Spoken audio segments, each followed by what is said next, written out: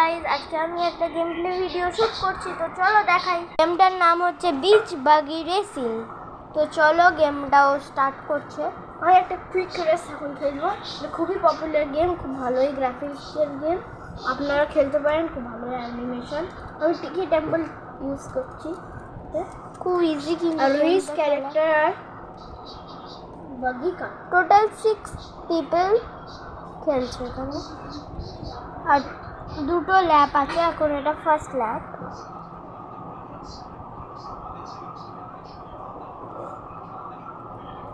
আমি shield use করছি guys,